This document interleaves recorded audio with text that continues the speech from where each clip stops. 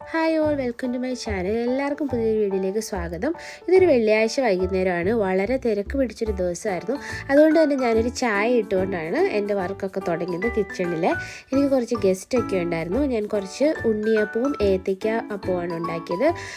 ഏകദേശം ഒരു 7-8 മണിയൊക്കെ ആയിട്ടുണ്ടായിരുന്നു വൈകുന്നേരം. സമ്മർ ആയതുകൊണ്ട് തന്നെ ഇവിടെ എപ്പോഴും സൺഷൈൻ ആയിരിക്കും. അതുകൊണ്ട് നമ്മൾ ടൈം പോകുന്നത് അറിയത്തേയില്ല. അത് കഴിഞ്ഞ് ഞാൻ ചോറും കൂടി റെഡിയാക്കണമായിരുന്നു. അന്നേരം നമ്മൾ ഇതെല്ലാം ഫ്രൈഡ് ഐറ്റംസ് എല്ലാം മാറ്റിയതിന് ശേഷം ഒരു പാനിലേക്ക് നമ്മൾ കുറച്ച് കടുകൊക്കെ പൊട്ടിച്ച് കുറച്ച് പച്ചമുളകും സവാളയൊക്കെ ഇട്ട് കൊടുത്തതിന് ശേഷം തോരൻ വെക്കാനുള്ള ഒരുക്കങ്ങളാണ്. ഞാനിവിടെ ഡെസിക്കേറ്റഡ് കോക്കനട്ടാണ് ഉപയോഗിക്കുന്നത്. കുറച്ച് ഇട്ട് കൊടുത്ത് കുറച്ച് മഞ്ഞൾപ്പൊടിയും കൂടി ഇട്ട് കൊടുത്തതിന് ശേഷം അരിഞ്ഞു വെച്ചിട്ടുള്ള ബീൻസാണ് ഇട്ട് കൊടുക്കുന്നത്.